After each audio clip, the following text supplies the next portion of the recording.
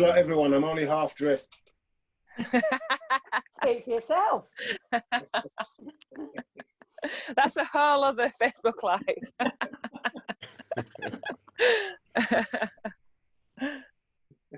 Okay, so I'm just heading over to Facebook now to try and connect the dots with the Zoom Live. And if all fails, we will just do it as a regular kind of discussion, and I'll record it and upload it to the group later. Okay. Firstly, thanks everyone for making yourselves available. I really do appreciate your time. You're welcome. And thanks so much for your energy generally in the group. I kind of, as I said a few times, I put the book together and got stories, and I just started telling them because everyone was like, oh, Spoon, you should do what they do on all those apps and tell stories and stuff. But it's become so much more, this community of people that are just cracking on and encouraging and warm, and I'm loving it. And so I would love for you to share your experiences with the group and any tools you personally use in your own situation to deal with challenging times, and outside of that, to just celebrate the good times. So let's start down at the bottom, and Raf, maybe introduce yourself, and then we'll work our way up to a little introduction from everyone in there. My name's Raphael. I'm 58, semi-retired. I'm retired right now, semi-retired, and a bit of a doer of all. Although my trade that earns me money is carpenter and joiner, but yes, I could put my hand to anything. And what's your kind of sort of experience? Or I mean, I know Raf, so it's kind of actually really weird for me even asking him these questions. I've known Raf.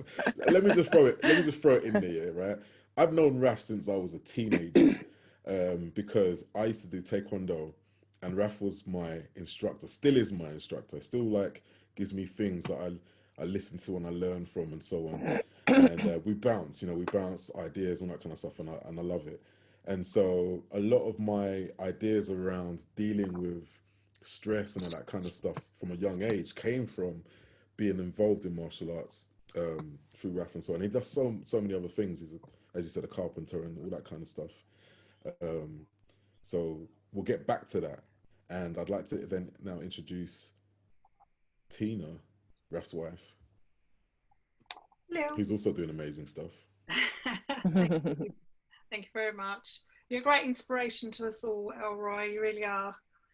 So I'm a facialist and holistic practitioner. Have been for about 36 years. I've also lectured, and I've got my own clinic. And even though my primary focus is skincare, I still try to target that from a very much a holistic approach. And I use sort of meditation and mindfulness a lot during treatments, just to help clients really relax and heal, basically, because I find it really interesting that the clients I attract are those that are not only concerned about their skin, but actually do need to heal from within as well. Beautiful. Thank you. Thank you. Zega, would you like to introduce yourself? Yep, no worries. First, I'd like to say, each time I've been to the academy, I've missed you, sir. So yeah, one day Zega, one day yeah. Sorry, go on. You tell it. I was just saying, one day the stars will align and we'll connect there. I'm sure it'll happen in the future. So in a nutshell, I've been doing another martial art called Gracie Jiu-Jitsu, Brazilian Jiu-Jitsu, and Zega's part of a satellite group over in Wales, a part of our academy over in Wales. So we're always in touch online and so on, and I'm on his Instagram and he's on mine and all that kind of stuff. Yeah, so my name's Zega. I live, as you can tell, Wales, sunny Wales. Yeah, just trying to make the best of a surreal situation, as we all are at the moment. Occupation-wise, I'm a graphic designer. I work in a niche market, so I'm fortunate that I can work from home. So yeah, so that's good. That's it really, and it's good to connect. Nice one. Catherine. Hi. Hi. So I know Spoon through the music industry. I'm a music publisher. I got my own little business. I'm an alternative health skeptic. So I have never done any mindfulness, anything of anything. And when this crisis hit, I knew I had to do something really quick, and Spoon's face just popped up on Facebook, and I just thought, that's it. I know him. I know he's a really nice guy. This has got to help me. And it's utterly changed my life and really helped me through this, because, you know, I'm running a business at home. I've got kids at home.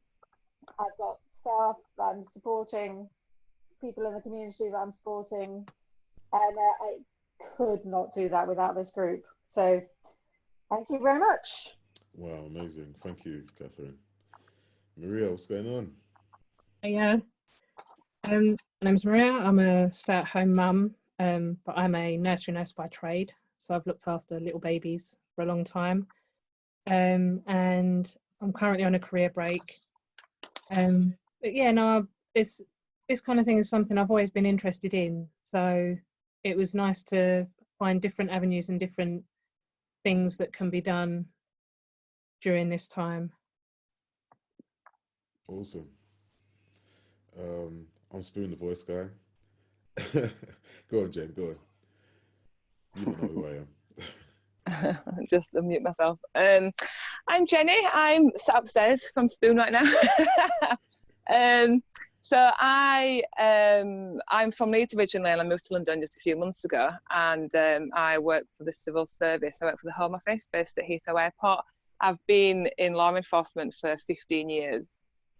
From Leeds, and I've transferred that down to London. But over the past few years, I've just realised that I'm just going through the motions to pay the bills and to do what I enjoy, but I'm not in full alignment. So what I've been doing over the past few years is just upskilling and retraining myself. So I'm now an NLP practitioner, a life coach. I run an online health and wellness business, which, going back to what Tina was saying, I've realised that I know a lot of it is from the inside out, and a lot of the personal things that we carry can manifest itself in our health and skin.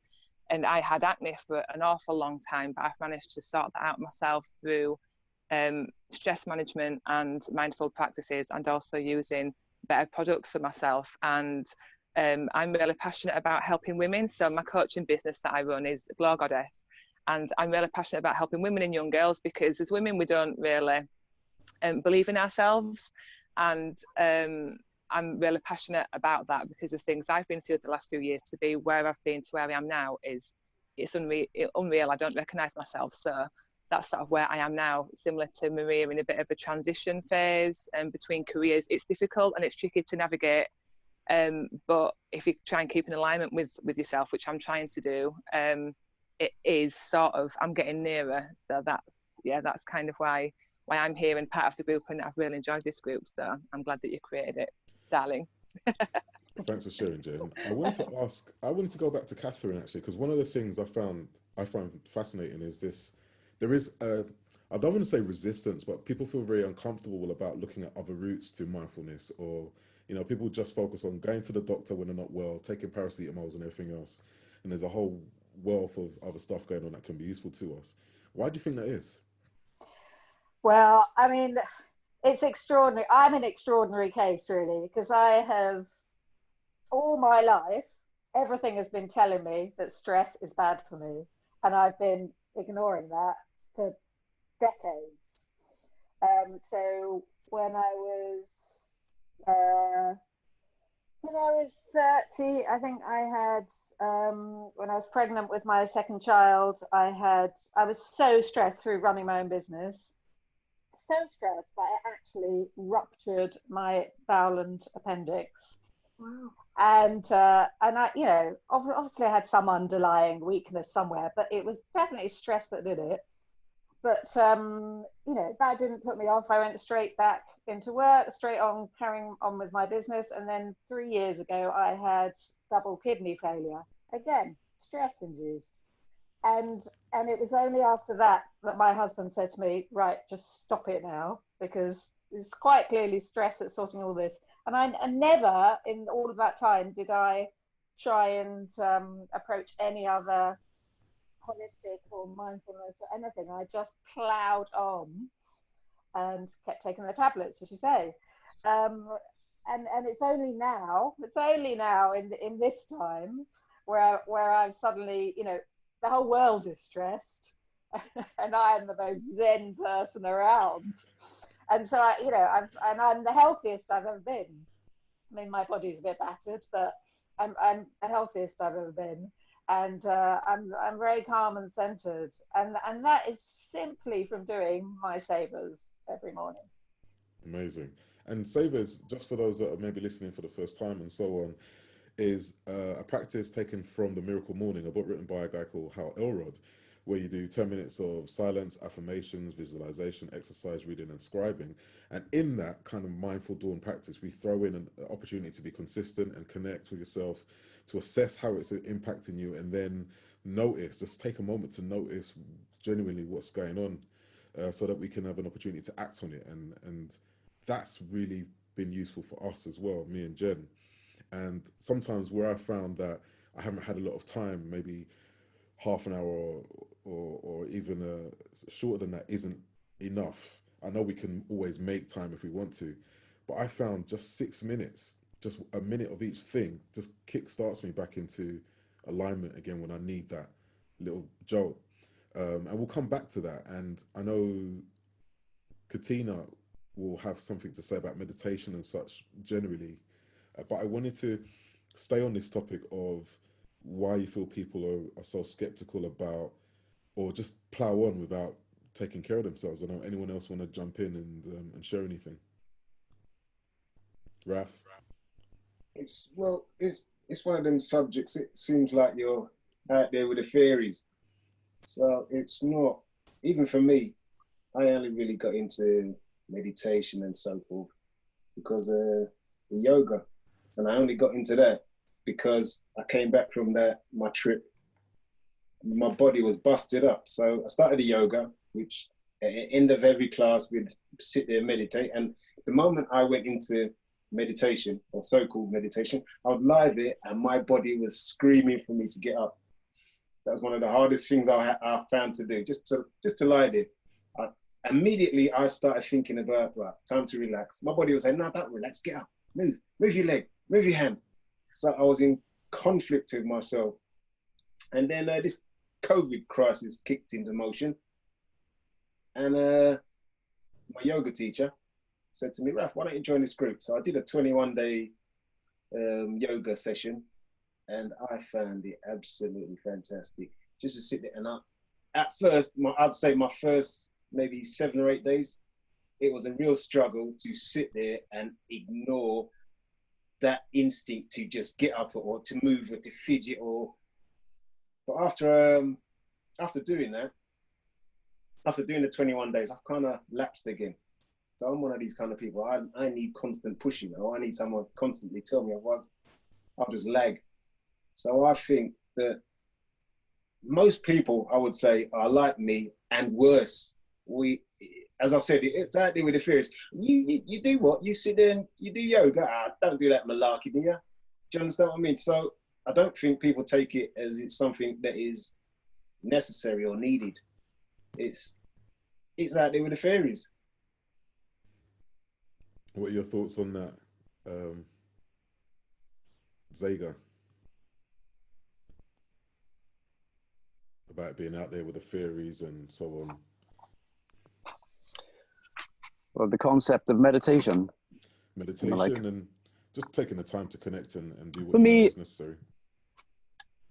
For me, I've been fascinated and interested with mindfulness for some time now. Breathing exercises and the like. But for me personally, it was brought into stark contrast that how I needed to implement this more in my life because my son suffered a stroke when he was 12 last year. He was diagnosed with a heart condition when he was younger, and he's had 2 stents fitted. But last year, he suffered the stroke. And I knew I needed to implement mindfulness even more into my life as a sort of rudder, you know, to get through the dark days. And yeah, it's definitely beneficial. Mindfulness to me, I suppose, is rather than rehashing the past and also imagining the future, is focusing on the present moment. I suppose many people define it like that, but yeah, it's certainly in my situation is been a lifesaver. Thanks for sharing. And Maria, I wanted to ask you, you're around children a lot and so on, and similar to what Catherine was saying about, you know, being a mother, being in this position of responsibility as a parent, and feeling like you have to sacrifice yourself all the time. That must get amplified when you're also doing it for other people's children and so on. How do you manage that? How do you take time out for yourself and connect and so on? To be fair, when I was looking after children, you do very much dedicate yourself to them. And really the break you get is when you have lunch break. Yeah, and it can be quite intense because you do become like surrogate mums for them for the day, essentially. And it's a lot of the time I would just take, because where I previously worked, I was on a university campus, so I would just go for a walk around the campus, because it was quite a nice campus, to be fair. So it had quite a lot of history, so I would take myself for a walk, and it just taking myself out of the building.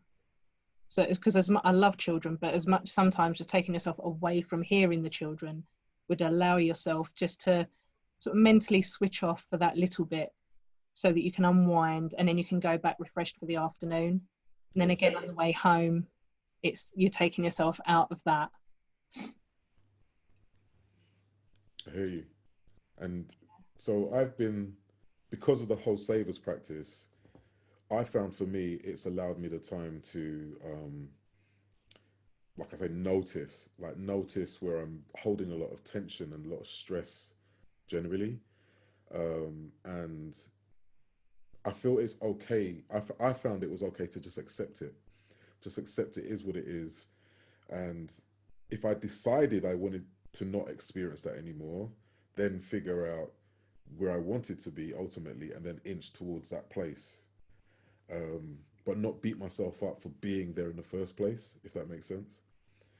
So I wanted to ask Jenny how you know, what kind of tools and stuff, you know, you found have been useful to you, and then have a chat about that. Yeah, for me, the service thing for me has been massive. I've known about it for a few years, and since like going into my own business a few years ago, you know, you are self-employed, that was completely different to me, because I'm so institutionalized. I've been working for a big organization since I was like 20, 21, since I left uni, straight into that. You know, you're told what to do. It's law enforcement. It's quite regimented, quite official, authoritative, but that isn't really me. So I've been working in that, and it's a highly masculine industry as well. So, you know, managing the masculine and the feminine sides of yourself and personality is big as well, because everyone's got that, and it's knowing about when to bring it out and when you need to be a certain way to, you know, get a job done and that sort of thing. And so starting my own business a while ago was completely different. So doing the savers things, I realized that, you know, you have to have the mindset to get up, to make those calls, to go and see those clients potentially, you know, to build rapport with those people, because at the end of it, I'm not going to get paid if I'm not doing that. So the savers process for me has given me like the grounding just to start the day right, you know, to get the mindset, to be productive. I'm not a morning person, you know that, right? So I'm not, I can get up if I really force myself, and if I know that I need to do it because I've got stuff to do and I've got appointments and things, but I could easily stay in bed till 9 or 10, you know, and like read and then get up and then do things. But if you're going to be highly productive, you can't really do that, because you're losing 2 or 3 hours.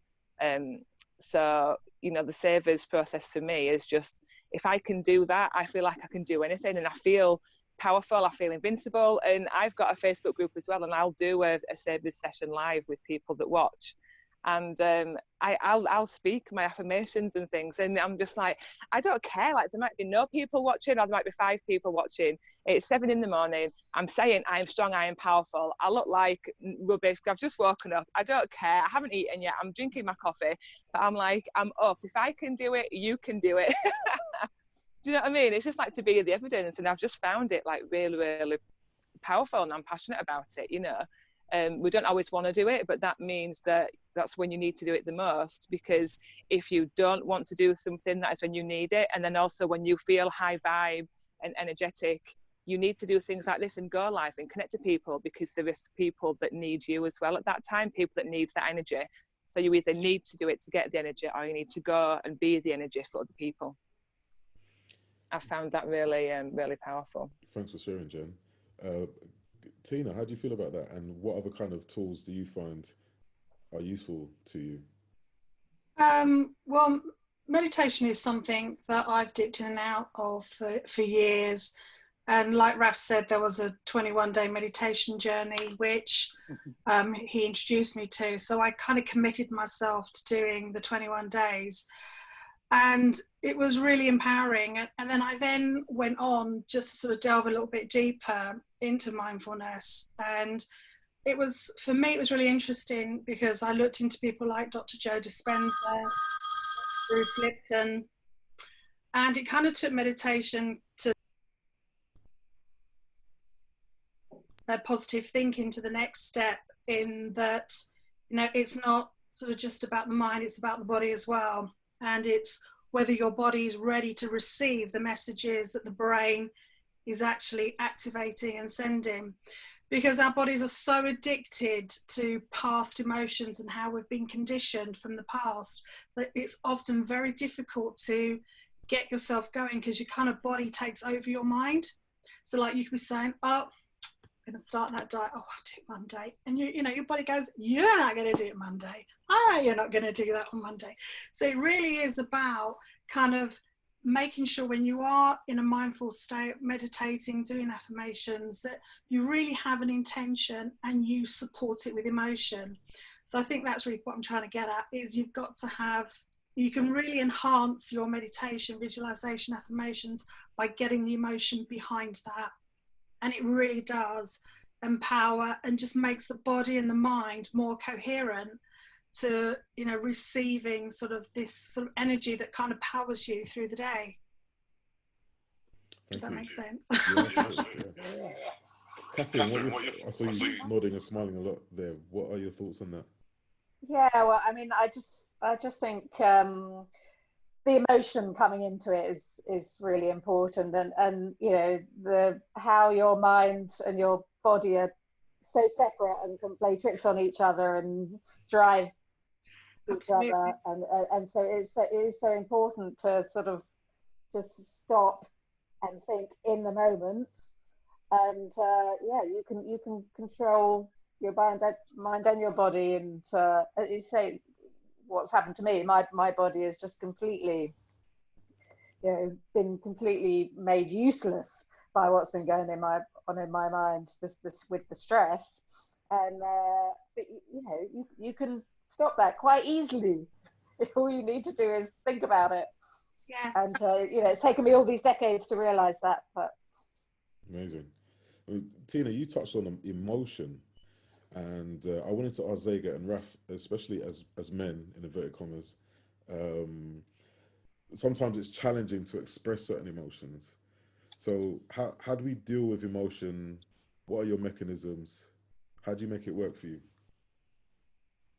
Sorry, you're asking me or Raf? Sorry. I'm actually asking Zega and Raf what their thoughts are on emotion, the place of emotion in terms of driving our actions and what we do, and how to figure out where the boundaries are with those emotions.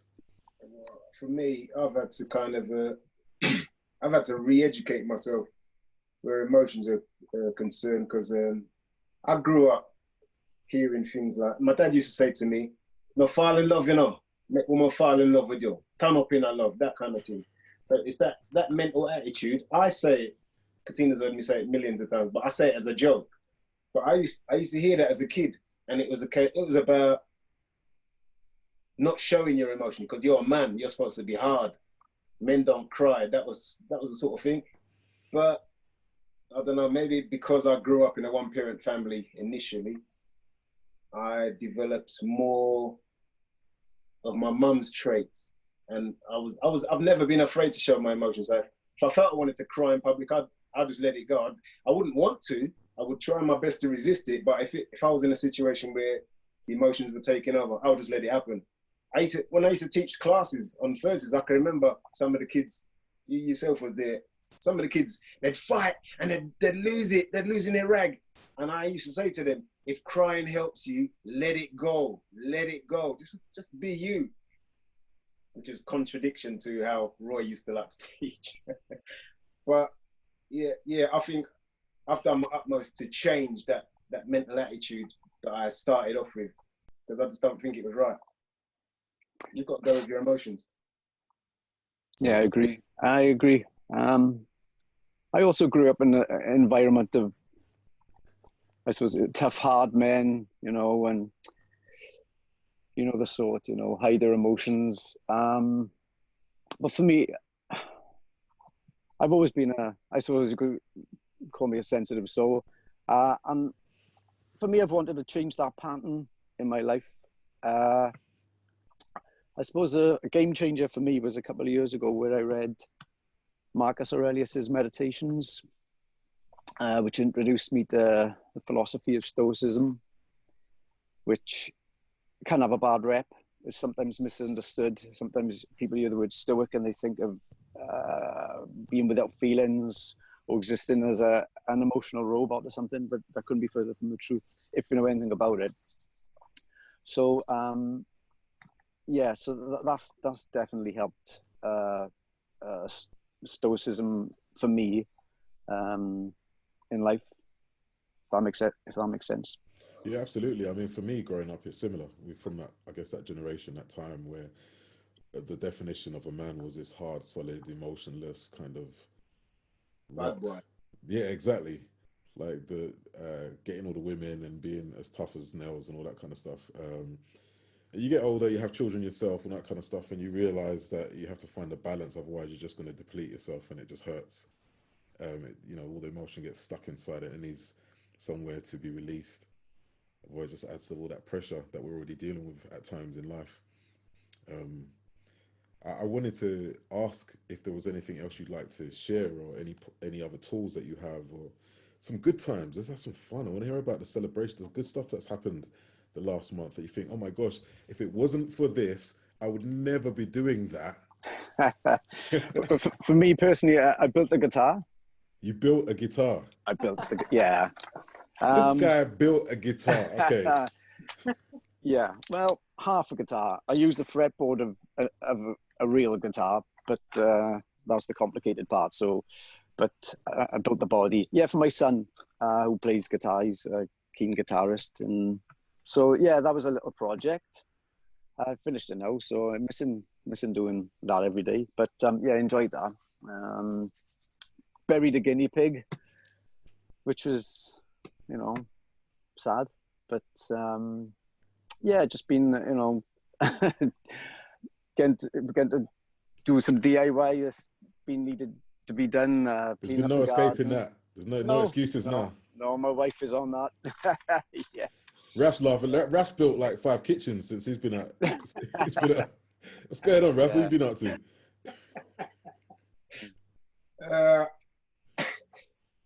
That's my everyday life. So I'm trying to think of something good these last 6 or 7 weeks, isn't it? So far for me. Training. Sorry.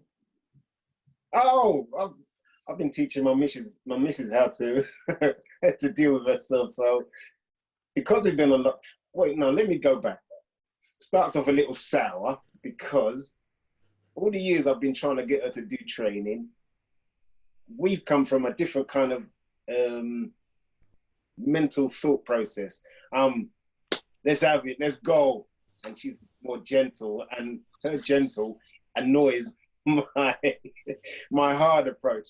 And I've had to learn over the years to tone it down. it's not about you, Raf, it's about the person you're training. So I try to tone it down. Now, bringing that to today, Katina, she's a little bit gung-ho. When she does anything, she sets the bar too high for herself.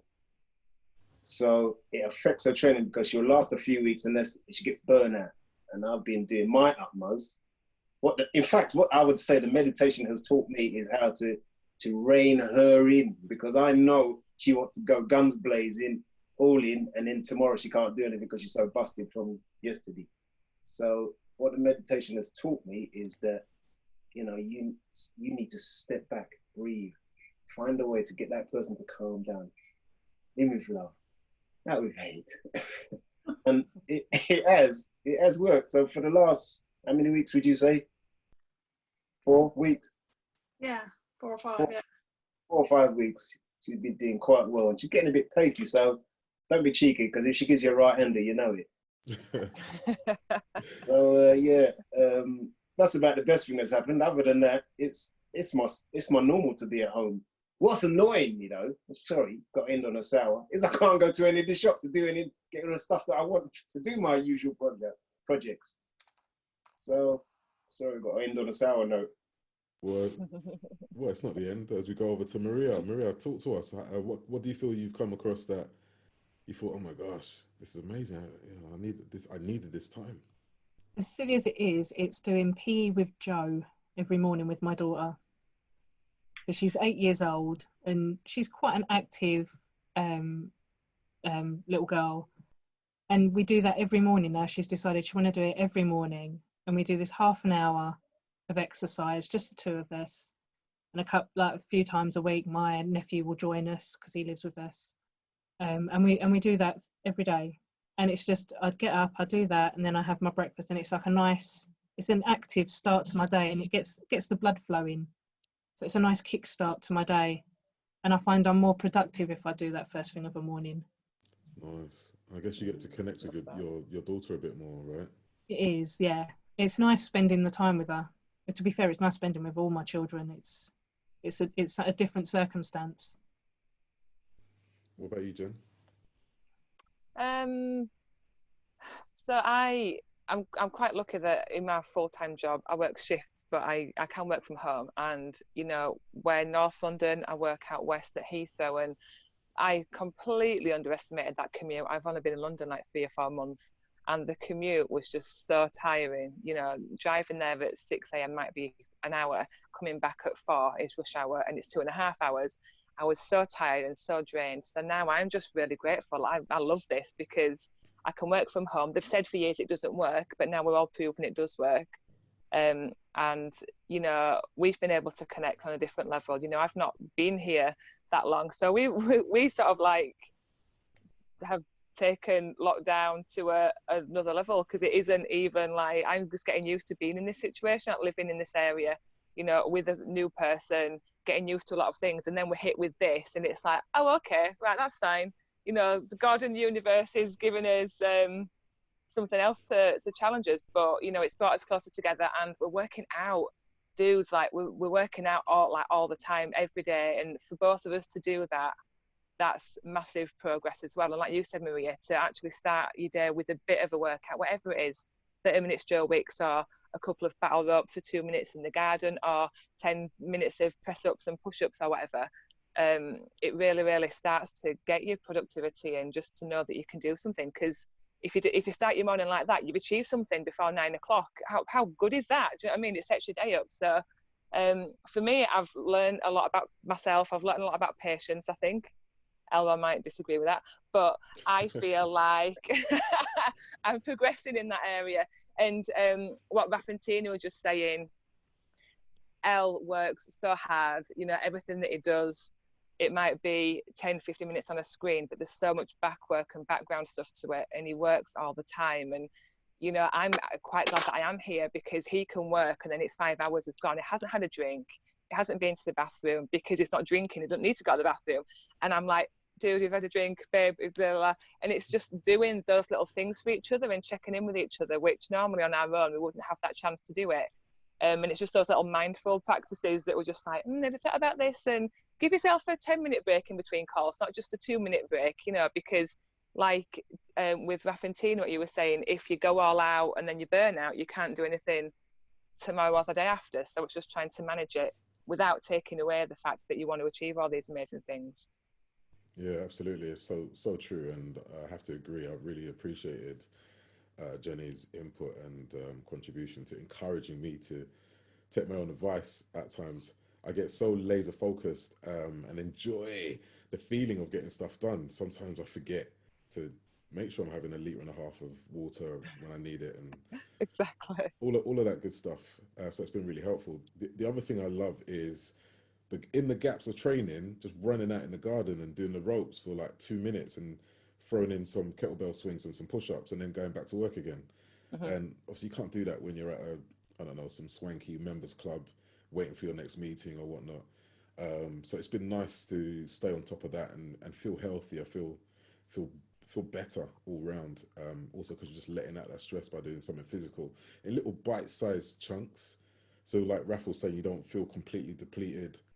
You've got enough in the tank to make it sustainable over time, and hopefully you benefit more that way as well.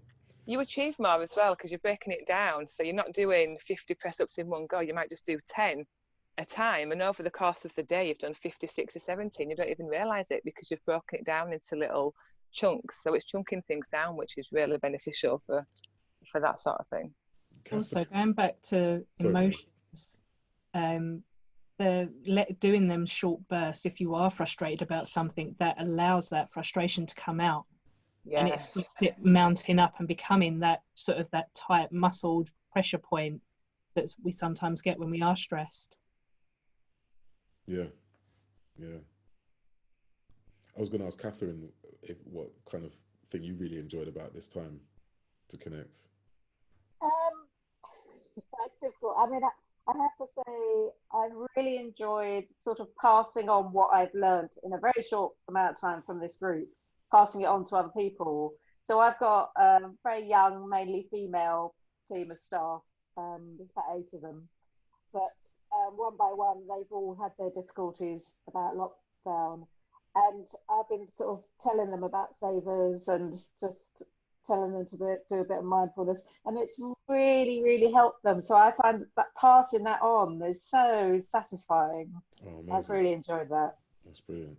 And to extend upon that, if it helps to arrange a session separately or whatnot, let me know. I'll happily do something. Thanks. It's awesome. Tina, apart from beating Rafa up in the back, what else have you been doing? Yeah, no, Raf's been he's actually, I've noticed how calmer and more considerate Raf has been during training me. We trying to say like because no, because he knows that I would just like go at it, and he knows that's not the best way to approach it. So he's like sort of he knows how to do that. We've been doing acro yoga, which has been really good fun. And also you, Elroy, you've been great into sort of giving me the nudge to start posting more on social media and like little short minute videos. And I've had a really sort of great response from those. That's been really good. And really just learning more about mindfulness. And I'm kind of really into this whole epigenetics at the moment and things like that. Can you tell us a bit about that? I know it's, quite an in-depth, deep topic, but briefly, if you can. I mean, obviously I'm just, I've just sort of brushed the surface of it, but it's really how our bodies are affected by the environment. I mean, the old sort of Newtonian theories were that, the genes you're born with is basically the health that you're going to have. And that's it. There's nothing you can do about it. Your genetic code is what it is. But actually scientists have kind of blown that out of the water now, and have actually shown and proved that actually our genes are actually responsive to the environment we're in, such as stress, for example. So you could get 2 identical twins, and one of them could be so much more easygoing than the other. The other who isn't will get cancer or whatever, or some sort of disease, but the other won't. So it's all about, epigenetics is all about how the environment affects us internally, which could possibly then to sort of autoimmune diseases, ailments, etc. And it's Dr. Bruce Lipton that's really been leading the way with that. He's the one that led it. It was back in the 1970s, and people thought he was some sort of anarchist at the time. But now they kind of like, you know, bow down to him, because they're seeing actually that our environment has a huge amount to do with how our genetics, how our genes fire off, because our genes produce the proteins which are the building blocks of our body. So if we're in a stressful environment, for example, I'll keep this short. So if we're in a stressful environment, the genes aren't firing off good quality proteins that we need to rebuild every single body cell, because we are made of trillions of cells that are constantly breaking down and reproducing. So if your genes aren't firing as they should, that's when the cell's DNA starts to mutate, starts to break down, and this is when disease sets in. So it is, so, you know, mindfulness, epigenetics, meditation, exercise, the saviors that Jen said, you know, what you do, Spoon, with your Ready for Dreams, all of these factors are so important. You know, if you can kind of get them somehow into your life, it really will affect your genetic code, basically. Absolutely. You know, I was going to say it, and also nutrition, right? Absolutely, yeah, absolutely. We've been talking a lot about this, me and Tina, and vitamin C being like so amazing, as everyone hopefully kind of knows now. But why, Tina? But why? Can I just go back to what you said about nutrition? Because I heard something really funny. And, you know, you can be vegan, you can be organic, but if your mindset and your body addictions, your body emotions are that of a sort of survival state, so you're in this sort of low level of continuous stress. And this is what made me laugh. You know, this guy said, actually, you'll just have organic disease, vegan disease. So it's not just about one thing, it's about putting all of that together. So it's not about just having these amazing healthy diets, because there are so many people who've had healthy vegan diets but still kind of get autoimmune diseases, still get cancer. And when they break it down, they actually see that these people are kind of constantly battling with stress and don't really know how to alleviate that stress. And then, sorry, going on to vitamin C, you know, it's the master, you know, it's the master vitamin. It's like an antioxidant royalty, you know, it's the one that really does help to kickstart our synthesis of something really important called collagen, which is basically 90% of the body. It's, you know, it's in our connective tissue, it's in our bones, our skin, and it's really important to incorporate that into your diet. And also because of its antioxidant effects. Now, antioxidants protect, you know, the DNA code that gets broken down by stress, which causes the disease. So if you're taking a good antioxidant like vitamin C, or one that has vitamin C in it, you know, that's a great way of internally protecting yourself from getting a disease. Thank you. And there are thousands of scientific studies that have been done on vitamin C proving this time and time again. And what's really sad is you never ever hear your doctor tell you about this if you've got heart disease or, you know, whatever. So it's quite sad, really, that we're so far removed. Zega, I was going to ask, was there anything you wanted to mention? Because I saw you nodding along there as Tina was sharing about the power. Yeah, it was really very interesting. I'd just like to add that these days, obviously, we've got a lot of time on our hands, and we're left alone with our mind more, and with the stream of information coming through to us, the media, news. We now have a choice of what we do with our attention. Yes. This time is giving us a unique opportunity to practice such things as mindfulness, and to improve in the things that we love to do. So personally, for me, I've been doing a lot of body scanning lately, things like that. I'm really enjoying that. Just paying attention to the phenomena in the body and stuff like that. That's been really helping. May I just add, if you were to put hand placement when you're doing that, that really does help. Excellent. Yeah, no, I haven't been doing that, but I will. I definitely will. Can you Thanks. Can you get into that a bit more, Tina? When you say hand placement, are there specific places?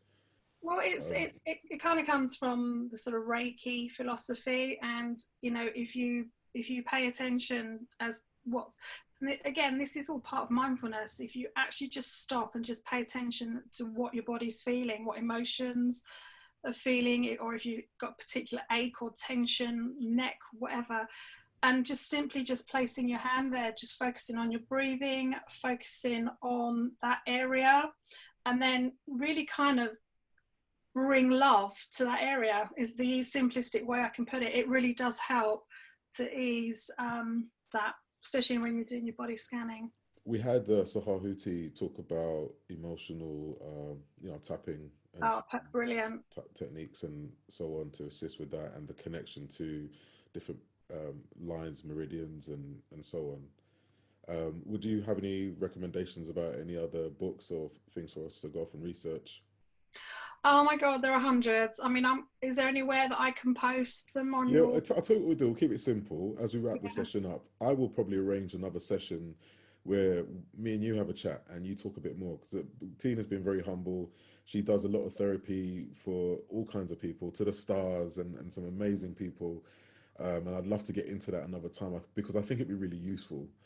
But yeah, I'll do that, and then we can share in a lot more detail. Before we shoot off, is there anyone else that would like to maybe share something else? Maybe they feel it'd be nice to.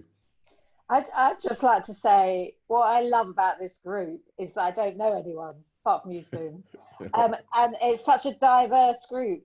And I think it's really rare that you come across a diverse group, because we're so used to sort of mixing with people that are from our industry or from our neighborhood or from our cultural background, whatever, and to have just such a group from all over the country doing all sorts of things, with kids, without kids, with partners, without partners. It's really, I find that really interesting, and really, you can take a lot from it. Absolutely. I love the way you put that. I think growing up at school, I was a bit of a floater. I kind of always had out with the cool kids, and then hang out with the geeks, and then hang out with the mat to me. As long as I liked you, as long as I felt, I wanted to connect with those people, I did it. And that kind of stayed with me throughout my whole life. So I love that energy about the group also. And it shows that often there's so many times we think we're so different, when really there's so much that connects us. And I love that. So exactly. I was just going to say, we're just all the same, like regardless of who you are, what you've got, where you've been, what you've done, where you are, like we're all just human. It doesn't actually matter. We're humans at the end of the day, and we're all connected, so it's really nice to see different people just coming together and having so much in common. So I wanted to sorry. No, I'd just like to say thanks for letting me be a part of the group.